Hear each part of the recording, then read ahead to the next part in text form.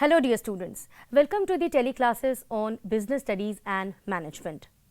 Dear students, in our previous classes we have discussed management, its natures, its objectives, importance. We have also discussed management, can it be regarded as art, can it be considered as science, and can we call management as profession.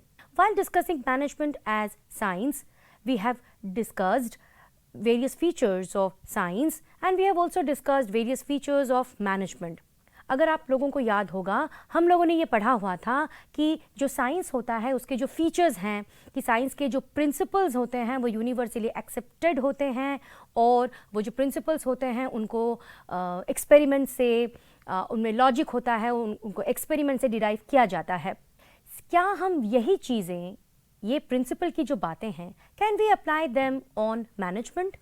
Because we have already discussed कि management जो है वो pure science नहीं है. Management is not an exact science. So what we will discuss today is something which is very interesting. We are going to read principles of management. So let us first read what is principle. A principle is a fundamental truth and is generally stated in the form of cause and effect interrelationship. यहाँ दो प्रमुख word आते हैं, एक है cause, दूसरा है effect.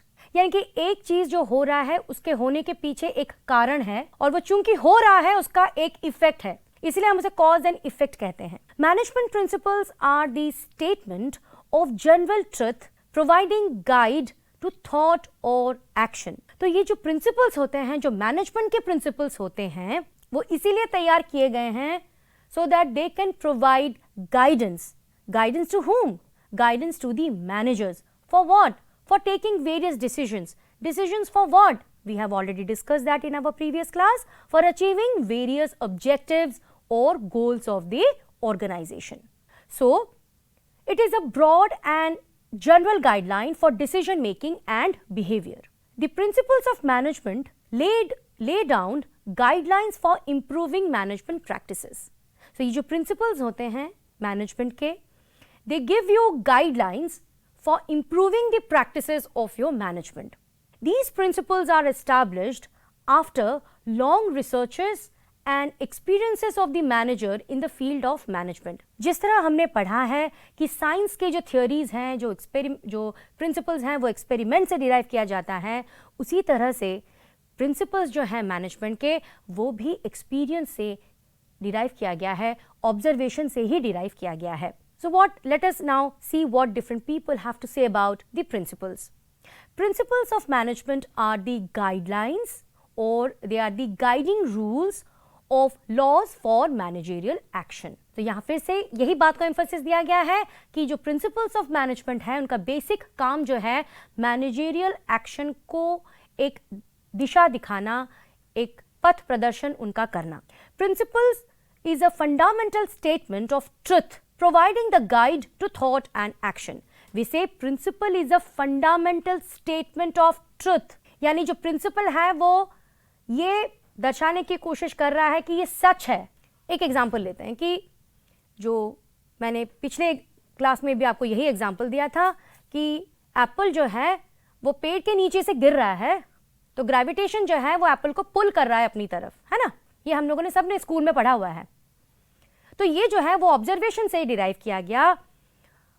Scientist और बिहेवियरल साइंस जिन्होंने इनको डिराइव किया है उन्होंने उसको देखा, ऑब्जर्व किया, एक्सपेरिमेंट किया, फिर जाके ये नतीजे पे वो पहुंचे.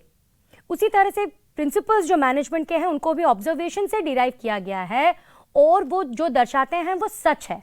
Now let us consider and discover what are the various nature of principles of management. Principles are general propositions which are applicable when certain conditions are present.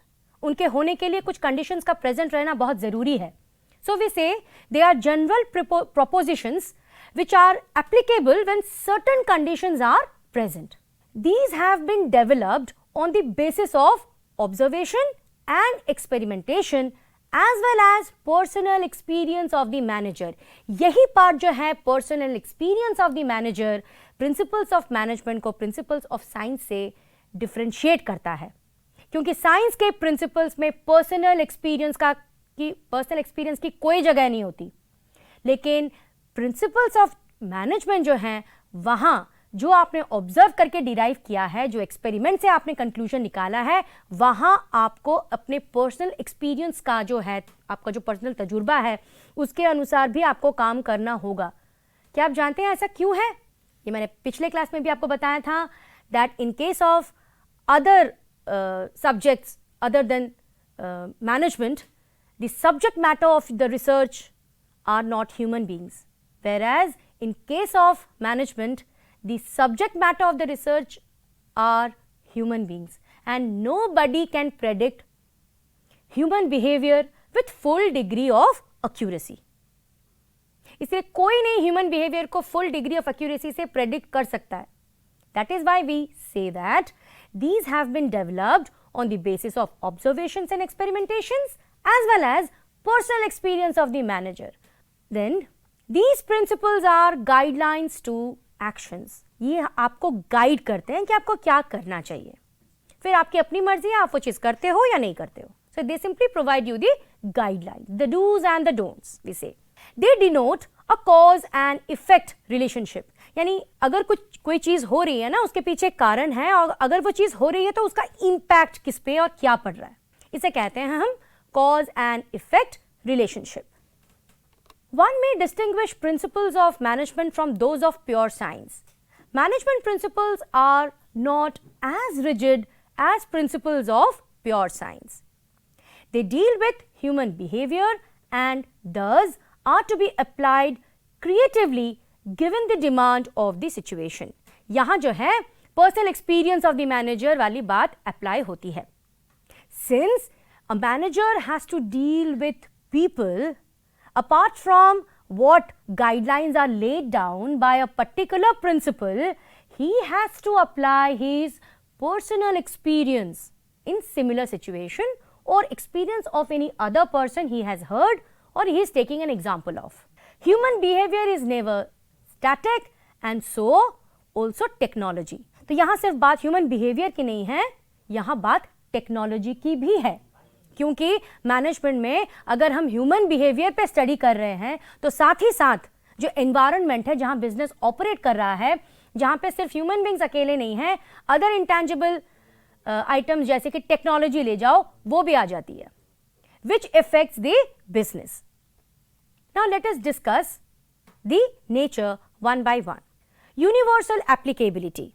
The principles of management are intended to apply to all types of organization, business as well as non-business, small as well as large, public sector as well as private sector, manufacturing as well as service sector. कहने का तात्पर्य ये है कि management के जो principles होते हैं उनकी एप्लीकेबिलिटी यूनिवर्सल होती है.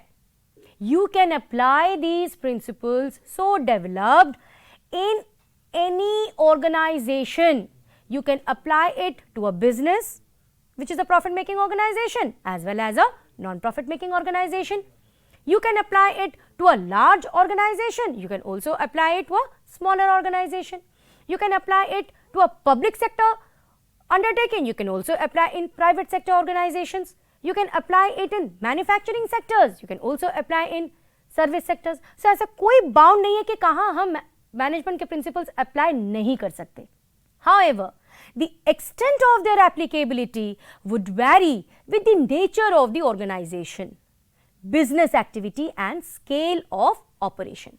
कितने हद तक मैनेजमेंट प्रिंसिपल्स कहाँ कितने हद तक अप्लाई होंगे, ये जो है डिपेंड करता है कि आपका जो ऑर्गेनाइजेशन है उसका नेचर क्या है, स्केल ऑफ ऑपरेशंस क्या है, क्योंकि जो प्रिंसिपल स्मॉल स्केल में अप्लाई हो रहा है वो थोड़ा चेंज होके लार्ज स्केल में अप्लाई हो सकता है ना. Next, general guidelines.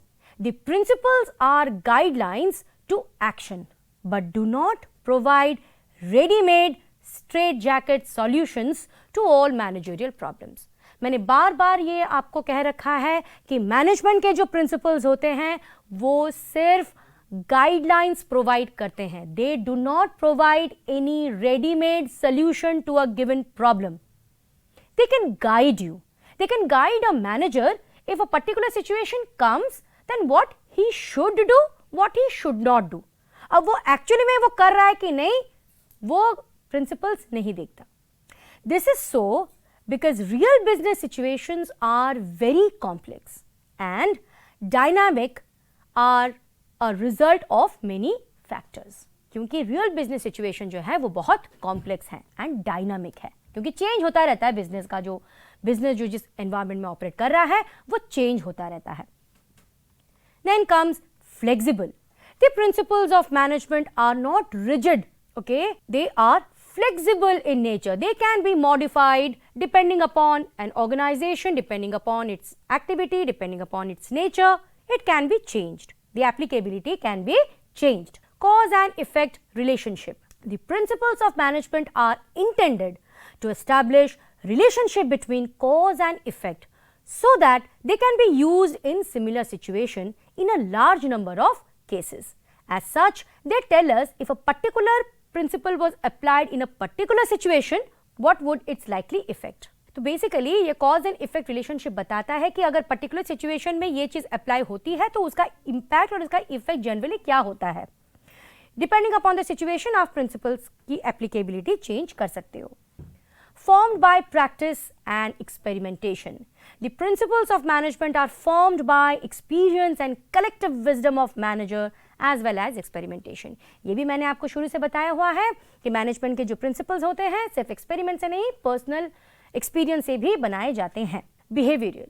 Management principles aim at influencing behavior of human beings. Therefore, principles of management are mainly behavioral in nature. Basically, management के जो principles होते हैं वो किसे influence करते हैं, वो influence करते हैं human behavior को. Therefore, principles of management are mainly behavioral in nature. तो अब तक हम लोगों ने पढ़ा कि principles क्या होते हैं. Basically, मैं बार बार आपको ये समझा रही हूँ कि principles, management के जो principles होते हैं वो फंडामेंटल ट्रुथ है and they basically provides guidelines. They do not provide any readymade solution to any given problem. They are highly flexible in nature. They establishes cause and effect relationship. They are general guidelines and they have universal applicability.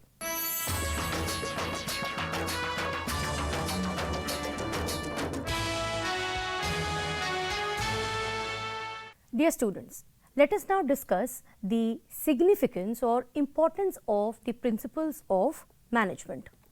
The principles of management, as we have already discussed, derive their significance from their utility.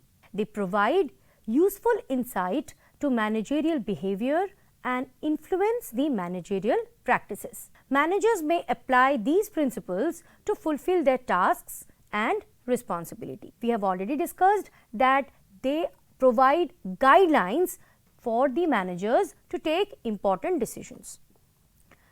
First importance or significance is scientific decisions. Management principles help in thoughtful decision making by emphasizing logic rather than blind faith. It doesn't give any importance to blind faith. There is a logic behind the principles of management. Management decisions taken on the basis of principles are free from bias and prejudices. So, there are no bias, no personal views, no prejudices when decisions are taken on the basis of the principles so derived out of the observations and experiences of people or managers. Then, optimum utilization of resources and effective administration. Principles equip the managers to foresee the cause and effect relationship of their decisions and actions.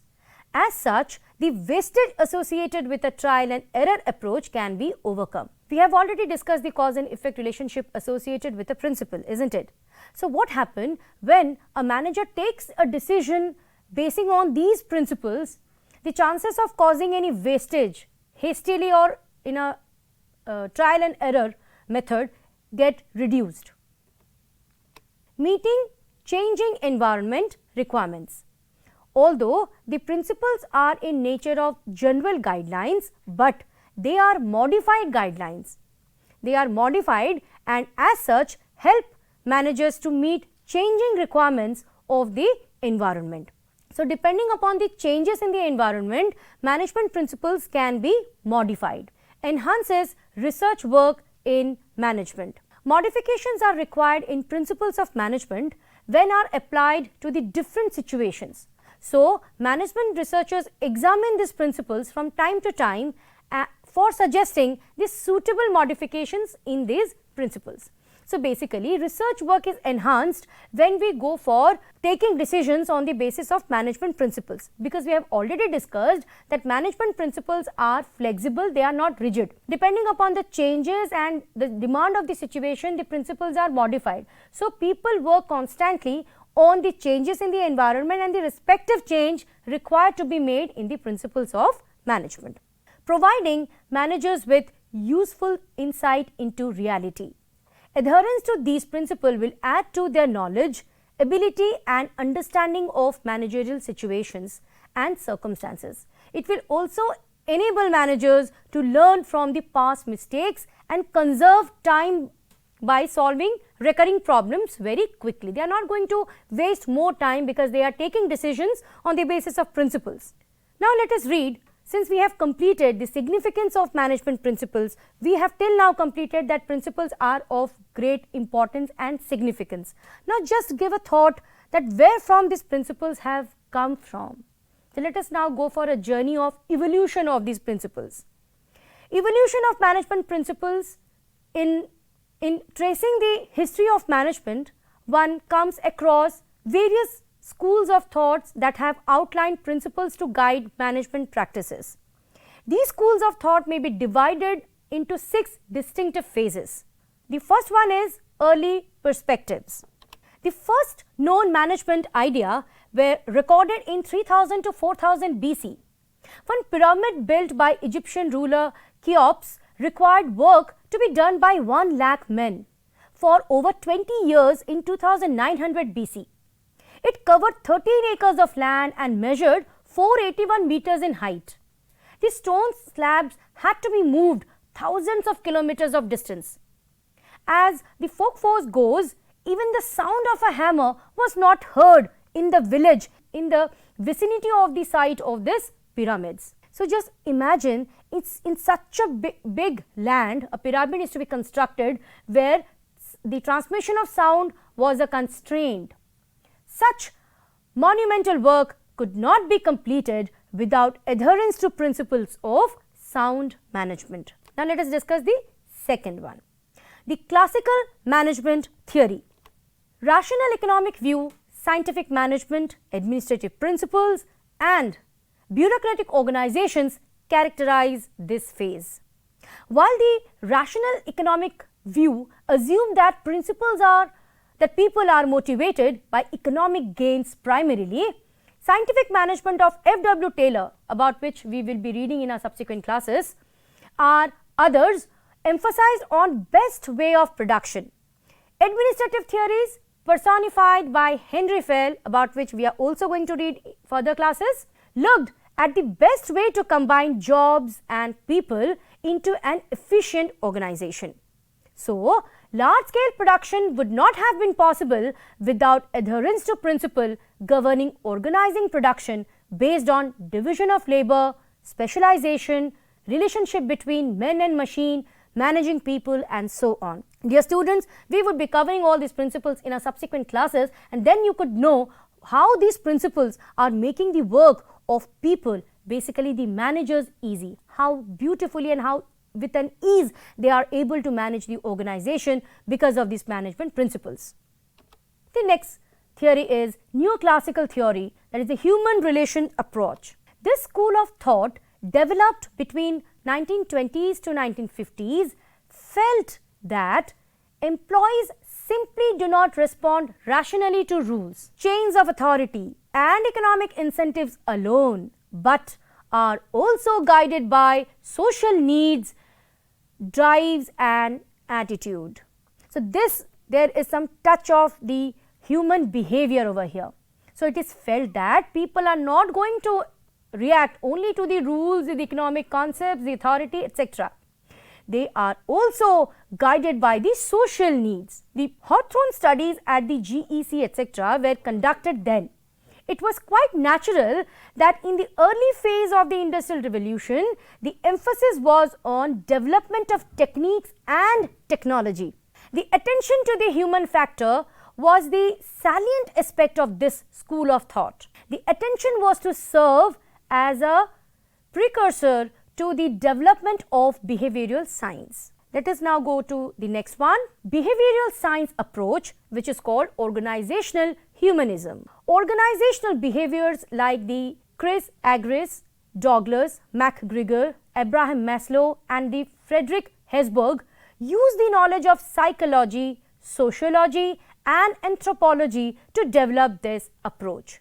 These are the various people about whom you will be reading further in your higher classes, that what are the various theories they have developed that are associated with motivations, that how people can be motivated to work. The underlying philosophy of organizational humanism is that individuals need to use all their capacities and creative skills at work as well as at home. Let us now go for the management science operational research. It emphasizes research on operations and use of quantitative techniques to aid managers to take decisions. That means apart from understanding the human desire at work, what do they want, what the manager want, what the employees want, apart from that it is important to use certain techniques which must be quantitative in nature so as to help the managers in taking various decisions. And here comes the modern management. It sees modern organization as complex system and underlies contingency approach and use of modern techniques to solve the organizational and human problems. As we have already discussed in our previous classes, that management is not static. It is the business which operates in an environment which is subject to change. Change is inevitable. So, depending on the changes in your internal as well as external environment, the requirements of management also changes and management changes. Similar to this, if when management changes, the applicability and the need of applying the principles also changes. Depending on the requirement of the management, the applicability of principle will vary.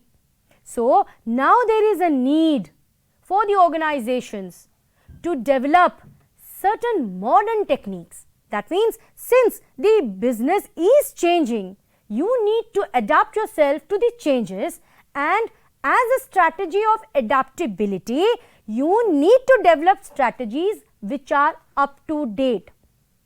That is why we give emphasis on the modern techniques to solve various organizational and human problems. Because in an organization, it is not only the problems of the people who are running the business, there are organizational problems and also problems related to human beings. Because many a times I have told you that management is related, or it is basically human beings related to management. So, there are human problems also which are to be dealt with, not only with the personal experiences, some up-to-date techniques are to be developed to deal with these problems.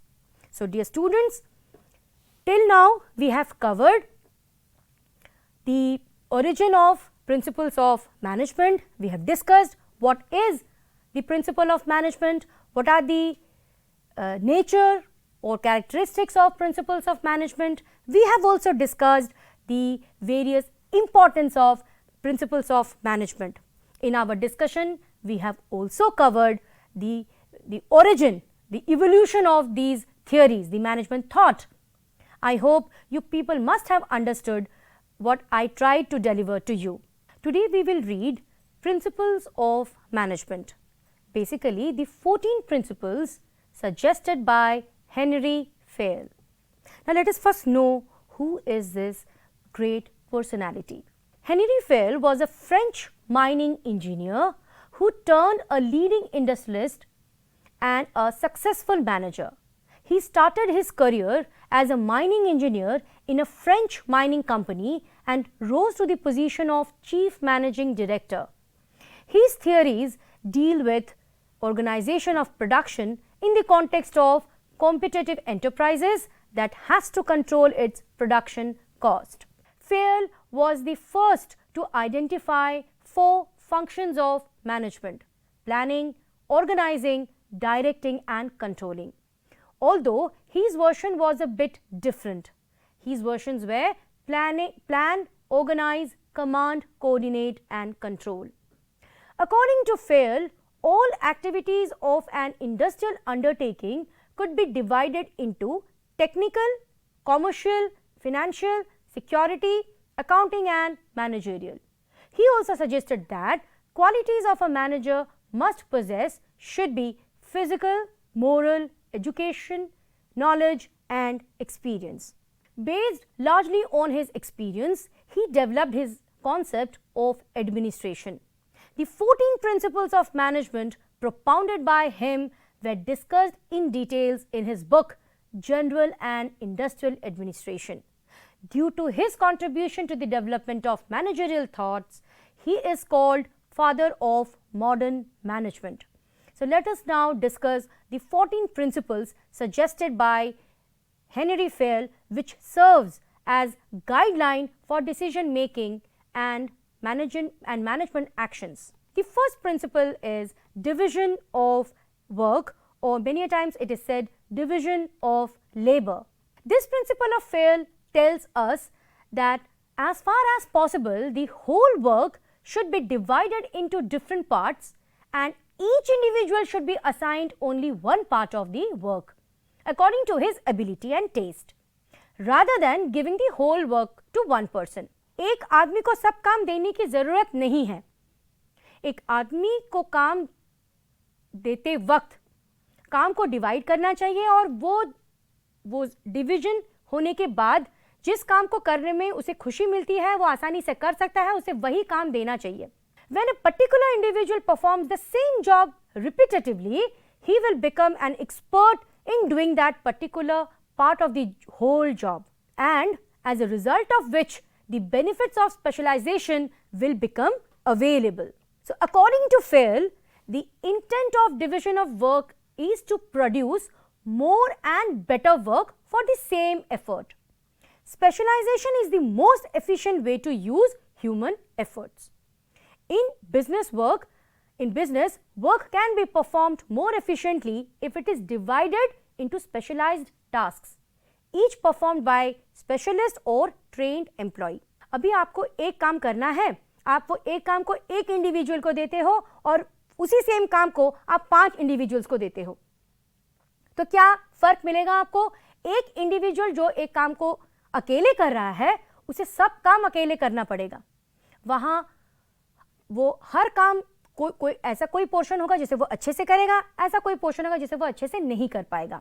लेकिन जहां आपने वो single काम को 5 लोगों में divide किया हुआ है, वहां हर एक बंदा जिसको एक एक काम अलॉट किया गया है वो उस काम को करते करते उसमें उसे स्पेशलाइजेशन मिल जाएगा. ठीक है. It is divided into specialised task, each performed by specialist or trained employee. This result in efficient and effective output.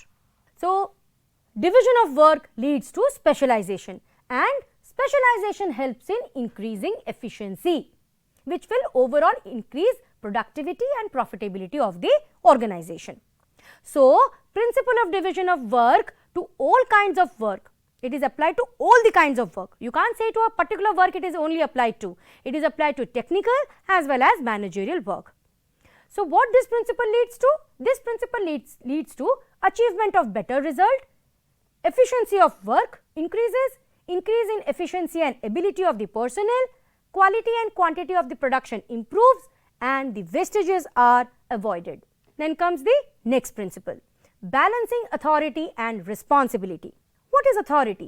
Authority means right to give order and responsibility means duty to perform the assigned task. So this principle says that there should be a balance between this authority and responsibility. If authority is more than responsibility, chances are that a manager may misuse it. And if responsibility is more than authority, then he may feel frustrated. अगर responsibility ज़्यादा हो जाता है, he may feel frustrated. अगर authority ज़्यादा हो जाता है, तो वो उसे misutilize कर सकता है. So there should be a balance between these two. Authority is both formal and informal. Managers require authority commensurate with their responsibility. So what this principle stresses on? This principle stresses on parity between authority and responsibility. Parity matlab equality. Authority not to be considered as a part of responsibility. Less authority makes an employee unable to perform his duty, and excessive authority may be misutilized. Authority कम नहीं होनी चाहिए, authority ज़्यादा नहीं होनी चाहिए. Responsibility authority के अनुसार होनी चाहिए. The next principle is principle of discipline. Discipline is the obedience to organizational rules and employment agreement which are necessary for working of an organization. प्रत्येक organization के अपने rules and regulations होते हैं और वहाँ हर एम्प्लॉय को रूल्स एंड रेगुलेशंस के अनुसार ही चलना चाहिए. According to Fayol, discipline requires good superior at all levels, clear and fair agreements and judicious application of penalties. To establish discipline, good supervision and impartial judgements are needed. So what this principle stresses on? This principle stresses on managers should observe the principle of discipline at all the levels. ऐसा है कि हम लोगों ने अपने previous classes में levels of management पढ़े हुए हैं, top level, middle level and the lower level. So discipline जो है वो हर लेवल में मानना जरूरी है. Employees and other members to work in a disciplined manner, and discipline can be maintained by having good superiors at all levels and ensuring that penalties are judicially imposed. कि अगर कोई एम्प्लॉय ऑर्गेनाइजेशन का rule और regulation नहीं मान रहा तो उस पर पेनाल्टी भी इंपोज करना चाहिए और वो भी जुडिशियली. ठीक है. Next comes principle of unity of command. According to Fayol, there should be one and only one boss for every individual employee. The principle of unity of command states that each participant in a formal organization should receive orders and instructions and should be responsible to one superior only. Dear students, the word unity means one. So Fayol emphasizes that an individual employee should receive orders and instructions from one superior only. If he receives orders from more than one superior, then it will lead to confusion. There will be uneasiness. अगर मैं एक employ हूँ, मेरे ऊपर जो है 4 bosses हैं. एक ने कहा आप अभी जाओ, दूसरे बॉस ने कहा नहीं आप मत जाओ, तीसरे ने कहा नहीं आप बैठो. किसकी बात सुनूं मैं? So I am one subordinate, 3 bosses 4 bosses above me, किसकी बातें सुनूं मैं? तो इसीलिए कहा गया है कि एक एम्प्लॉय जो है सिर्फ एक सुपीरियर की बात को ध्यान से सुने, उनकी बात को फॉलो करे. So unity of command helps in following benefits. It will become easy to fix the responsibility in case of default. Employee will receive the exact order, क्योंकि मुझे पता है कि exactly मुझे एक ही superior से जो है order मिलना है. It will avoid duplication of work. सिर्फ एक superior ने मुझे order दिया तो मुझे मालूम है उन्होंने मुझे क्या order दिया, उनको भी मालूम होगा कि उन्होंने मुझे क्या order दिया. No overlapping of work. Work जो है वो बिल्कुल overlap करेगा ही नहीं. And then discipline will be maintained in the organization. तो इस तरह से ना कोई complications होगा, ना confusion होगा और discipline maintain होके रहेगा. If the principle of unity of command is violated, then the organization will not enjoy all these benefits. So अगर unity of command नहीं है तो ये सारे benefits भी नहीं हैं.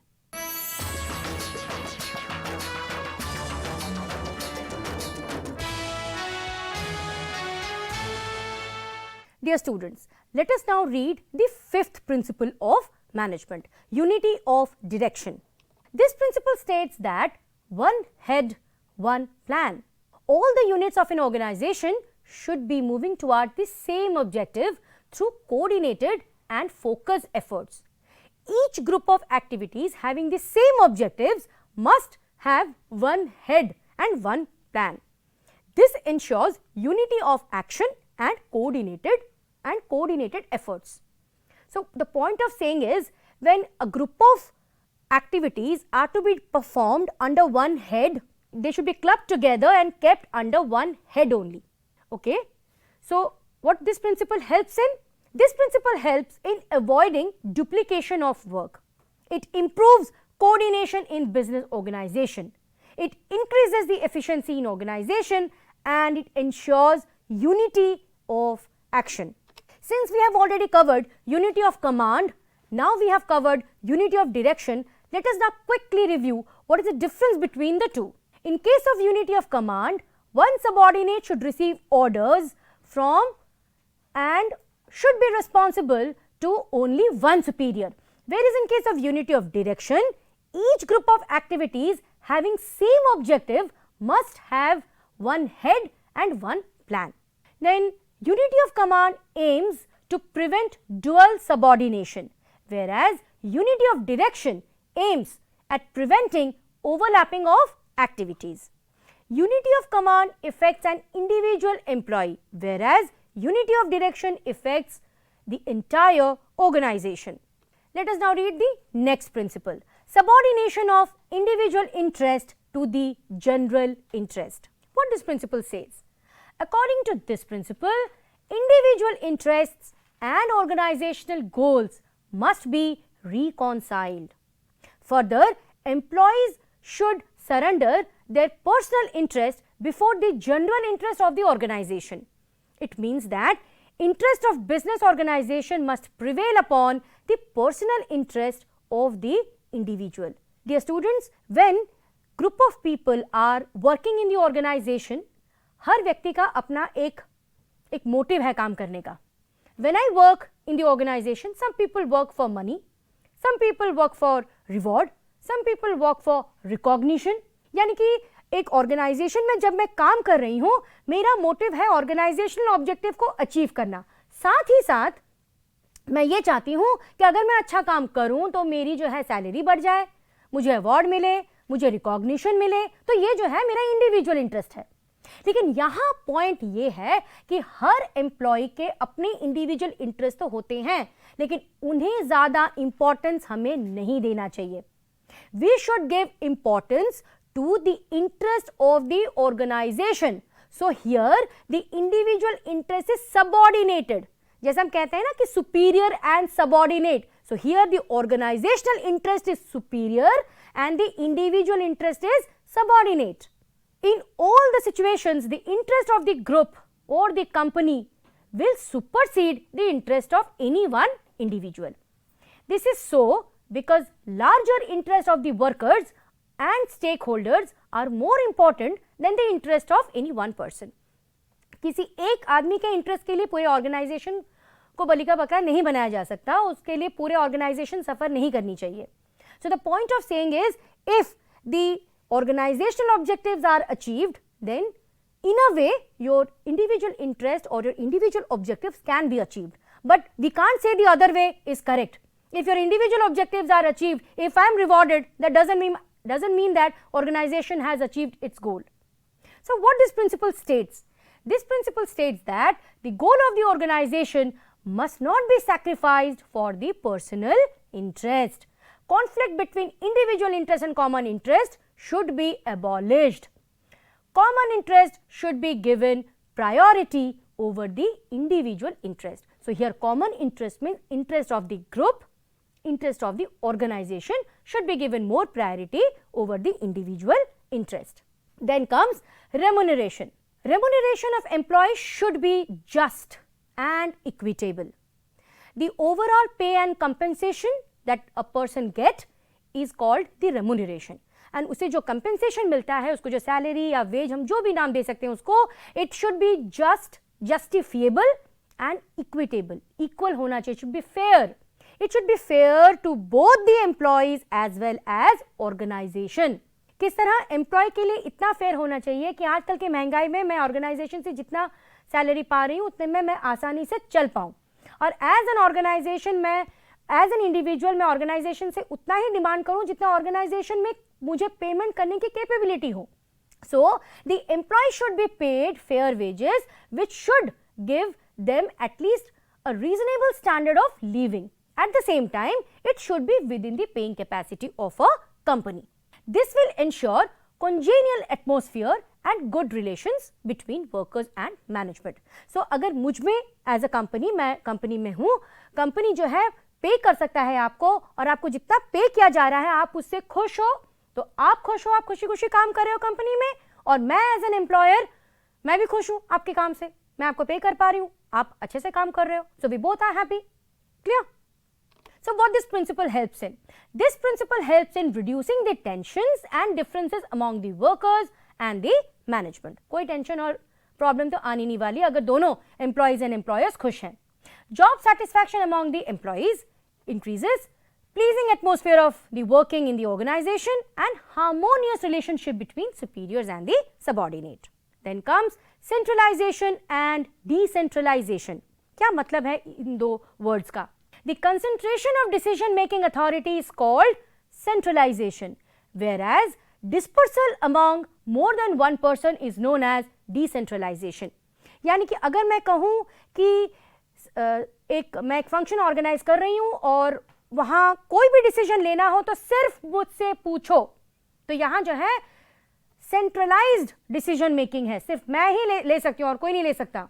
लेकिन अगर मेरे अंडर दो और मेरे सबऑर्डिनेट्स हैं और मैं कहती हूँ कि ठीक है, अगर वो भी अगर जो डिसीजन लेते हैं उनको आप मान सकते हो, मुझे पूछने की जरूरत नहीं है, तो यहाँ क्या है, मैंने जो है अपने जो अथॉरिटी को उनको डेलीगेट किया, और यहाँ जो है डिसीजन मेकिंग का जो पावर है वो सिर्फ मेरे पास नहीं है, मेरे दो सबऑर्डिनेट्स के पास भी है. तो इसे हम कहेंगे डिसेंट्रलाइजेशन.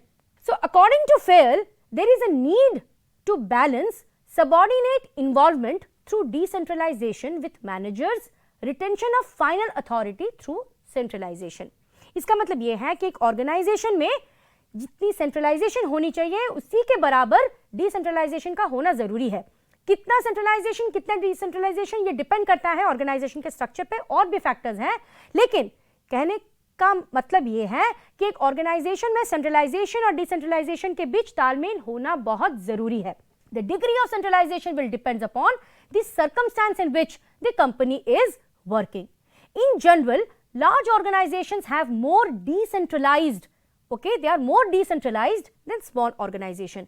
जहाँ organizational structure बहुत large है, तो वहाँ centralized organizational structure बिल्कुल काम ही नहीं आएगा, वहाँ decentralized structure चाहिए. और जहाँ organization बहुत small है, वहाँ decentralization की जरूरत नहीं है, वहाँ centralized decision making काम आएगा. So the proportion of centralization and decentralization is mainly decided after taking into consideration the following. What are they? Nature of work, nature of efficiency. Efficiency यानी मैनेजर की जो कैपेबिलिटी है और employees की जो capability है, उनकी जो एफिशिएंसी है. Experience level of the executives, जो एग्जीक्यूटिव्स हैं अगर डिसेंट्रलाइजेशन होगा उनको डिसीजन लेना होगा, या अगर सेंट्रलाइजेशन है तो वो कितना experience level of the executives उनका क्या है. And then decision making capacity of the executives. If at all you are going to make it decentralised, then whether they have got the capacity, the executives have got the capacity to make decisions or not. Then comes scalar chain. An organization consists of superiors and subordinates. We have read it. The formal line of authority from highest to lowest rank is called scalar chain. According to Fayol, organizations should have a chain of authority and communication that runs from the top to bottom and should be followed by managers and subordinates. यानी कि हमने already levels हमने पढ़ा हुआ है, top level, middle level और lower level में communication, या फिर अगर कोई भी ऑर्डर्स को फ्लो करना है या फिर सुपीरियर्स को कुछ कम्युनिकेट करना है या सबऑर्डिनेट के ग्रीवेंसेस अगर सुपीरियर तक पहुंचाने हैं तो कैसे फ्लो करेगा. There should be a line of authority. Clear? According to Fayol, all upward and downward communication should follow through each position of authority along with the scalar chain. तो scalar chain में जितने भी positions हैं, जितने line of authority में आपके जितने भी पोजीशंस आते हैं ना, आप जब कोई भी कम्युनिकेशन करते हो, चाहे वो अपवर्ड हो यानी कि लोअर लेवल से अप टॉप लेवल के बीच में कम्युनिकेशन हो रहा है, या वो डाउनवर्ड है यानी कि टॉप लेवल के जो एग्जीक्यूटिव्स हैं वो लोअर लेवल को कम्युनिकेट कर रहे हैं, किसी भी माध्यम से अगर आप कम्युनिकेट कर रहे हैं तो आप किसी भी पोजीशंस को एलिमिनेट नहीं कर सकते. So point of saying is, student, just have a look on this. Upward communication और डाउनवर्ड कम्युनिकेशन दोनों हो रहा है। अगर आप अपवर्ड कम्युनिकेशन कर रहे हो तो 1 2 3 4 5 आपको कवर करके ही EDCBA के तक आना पड़ेगा। अपवर्ड कम्युनिकेशन करते वक्त 1 से 5 तक जाएंगे, Z तक पहुंचेगा, फिर Z जो कम्युनिकेट करेगा वो A तक आएगा। आप बीच में कोई पोजीशन छोड़ नहीं सकते। लेकिन अगर ऐसा है कि भाई 3 जो बंदा है उसको अर्जेंटली C से बात करनी है तो वो क्या करे? अगर वेट करता रह जाएगा तो टाइम तो चला जाएगा, तो क्या करेगा वो डायरेक्टली बात कर सकता है। इसको बोलते हैं हम हॉरिजॉन्टल कम्युनिकेशन, तो उसको हम बोलेंगे gang plank. So this principle gives the benefit, it helps in following the principles of unity of command. There is clear delegation of authority and there is effective communication. Then comes order. What is this order? There should be an order for material and people in the organization. हर एक चीज का और हर एक व्यक्ति का organisation में अपना एक जगह होता है। मटेरियल के जो प्लेस को हम मटेरियल ऑर्डर बोलते हैं और सोशल, हमारे जो पीपल का जो जगह है उसको हम सोशल ऑर्डर बोलते हैं। तो ये प्रिंसिपल क्या कहता है? According to Fayol, people and material must be in suitable place at appropriate time for maximum efficiency. यानी कि हर चीज को उसके रेस्पेक्टिव जगह पे होनी चाहिए वो चीज। अगर अभी मैं इक्विपमेंट ढूंढ रही हूं तो वो इक्विपमेंट उसी जगह पे होनी चाहिए। आप गैस चाय बनाने जा रहे हो, आपको लाइटर या फिर मैच बॉक्स की जरूरत है, आप उसे डाइनिंग रूम में या बेडरूम में तो नहीं ढूंढोगे, गैस के पास ही ढूंढोगे क्योंकि उसकी पोजीशन वहीं पे है। तो वही बात हो गई। सो if there is a fixed place for everything and it is present there, then there will not be any hindrances in doing any of the activities. So ये principle क्या कहता है? This principle ensures efficiency in business operation, better supervision and control, and balances in all types of resources. Then आती है equity.